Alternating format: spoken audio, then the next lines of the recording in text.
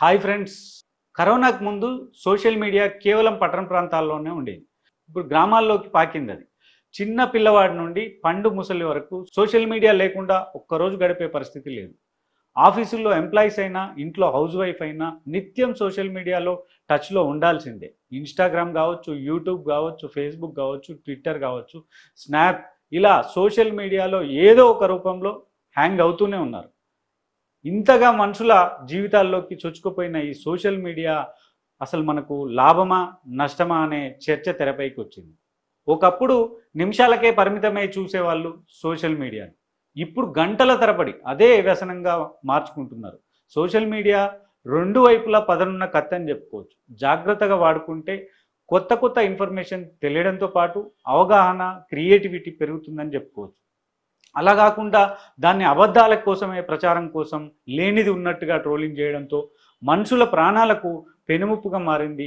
అనేక మంది జీవితాలను నాశనం చేస్తుందని చెప్పుకోవచ్చు.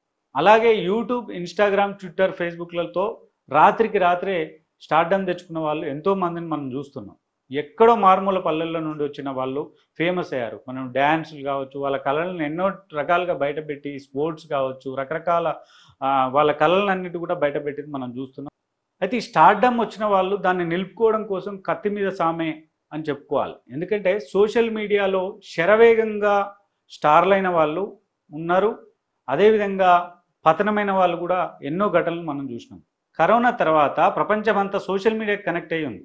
మారుమూల ప్రాంతాల్లో మహిళలు సైతం యూట్యూబ్ చూడడానికి అలవాటు పడ్డారంటే ఎంత కింది స్థాయి వరకు చొచ్చుకుపోయిందో తెలుసుకోవచ్చు. సోషల్ మీడియా అంతగా విస్తరించిన రోజుల్లో మనుషులకు ఆత్మీయ బంధం ఉండేది. ఇప్పుడు చూస్తే ఒకరితో ఒకరికి మాట్లాడే తీరిక లేకుండా పోయింది. అంతా ఒకే దగ్గర ఉంటారు. ఒక్క ఇంట్లోనే వండుకుంటూ ఎవరికి వారు తన స్మార్ట్ ఫోన్లో బిజీగా గడుపుతున్నారు. అందరూ ఒకే దగ్గర ఉన్నా మాట్లాడుకోవడం కరువైపోయిందని చెప్పుకోవచ్చు. కుటుంబ సభ్యుల మధ్యనే కోపతాపాలు, చిరాకులు చాలా పెరిగిపోయాయి. ఎక్కడో దూరంగా ఉన్న దోస్తులతో గంటల తరబడి చాటింగ్ చేస్తాం, కానీ ఇంట్లో పక్కనే ఉండే అమ్మ నాన్నలను మాత్రం పలకరించే పరిస్థితి కూడా లేదు.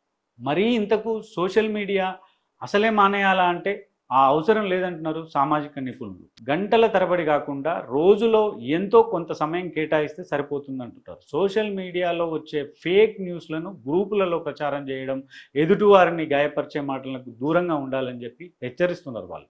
సోషల్ మీడియాను ఆత్మీయులు, సన్నిహితులతో టచ్లో ఉండేందుకు, మంచి విషయాలకు పంచుకునేందుకు, కొత్త విషయాలను తెలుసుకునేందుకు వినియోగించుకుంటే మంచిదని చెప్పి విశ్లేషకులు ఇప్పటికే చెప్తున్న పరిస్థితి అయితే మనకు తెలిసింది.